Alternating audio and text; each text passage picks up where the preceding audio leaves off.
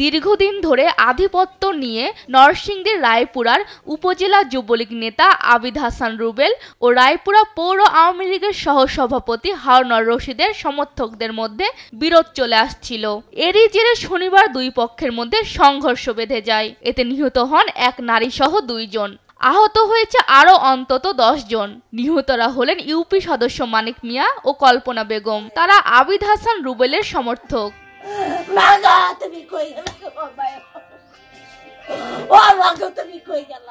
সর্বশেষ উপজেলা নির্বাচনে প্রতিদ্বন্দ্বী সুমন মিয়াকে পিটিয়ে হত্যা করে যুবলীগ নেতা আবিদ হাসান রুবেল ও তার সমর্থকরা।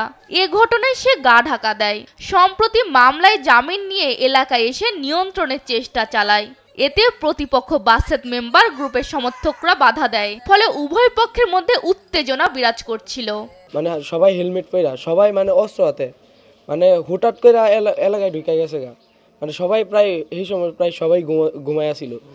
ভোরবেলা আজান হয়েছে মাত্র এই টাইমে মানে হুটাট করে উঠে গেছে। ওইটা মানে পুরা রাস্তা ফায়ার আর ফায়ার, মানে যে দিকটা যাইতেছে সেদিক দিয়ে ফায়ার, মানে রাস্তার যে কেউ দাঁড়াইব এই অবস্থা নাই। মানে কি কইতাম, মানে টিন সেট দা গিয়া এক মহিলার গায়ে গেলা, মহিলাটা আর কি স্পট ডেট হয়ে গেছে।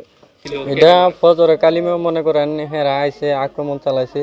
এখান থেকে মনে করেন উড়াদুরা ফায়ার শুরু করছে।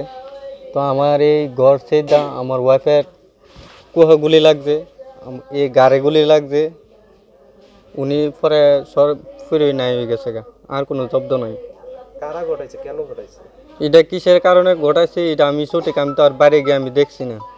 ঘটনা হয়েছে 2টা মার্ডার করছে। আমার দেওর মারছে, আমার ভাই মারছে, আমার স্বামীরে মারছে, কুবাইছে, কাটছে, চোখ মুখ গায়ে খোয়াই লাইছে। আমরা বিচার চাই, আর কি চাম? মানুষ গেলে গার মানুষ ফিরে আইয়ে আর ফিরে আনতারুম। আমরা এর বিচার চাই। আমরা নিরভার মানুষ, আমরা এর বিচার চাই। নিরভার মানুষ যদি না হইতাম তারা বাইরে উঠতে মতো কান্না করতারে। আমরা নিরভার মানুষ দেখে আমরা এই অবস্থা করছে। খবর পেয়ে আইন শৃঙ্খলা বাহিনীর সদস্যরা ঘটনাস্থলে যায় এবং পরিস্থিতি নিয়ন্ত্রণে আনে। আহতদের উন্নত চিকিৎসার জন্য ঢাকা মেডিকেল কলেজে নিয়ে যায় স্বজনরা। এখন পর্যন্ত আমরা 3 জনকে গুলিবিদ্ধ হওয়ার সংবাদ পেয়েছি এবং 2 জন মারা গিয়েছে। তার মধ্যে একজন গুলিবিদ্ধ হয়ে মারা গেছে এবং একজন রক্তক্ষরণজনিত কারণে মারা গেছে। লাশগুলো আমরা পোস্টমর্টমের জন্য মর্গে প্রেরণ করেছি এবং শ্রোথাল করা সম্পন্ন হয়েছে এবং পরবর্তীতে আমাদের যে মামলার যে নিয়মিত প্রক্রিয়া সেই প্রক্রিয়া অনুযায়ী মামলা রুজু হবে এবং দোষী ব্যক্তিদেরকে আমরা গ্রেফতার করব। জোড়া হত্যাকাণ্ডের পর এলাকায় বিরাজ করছে থমথমে অবস্থা। আচ্ছা ঢুকতাছি। নিউজ ডেস্ক, দেশ টিভি।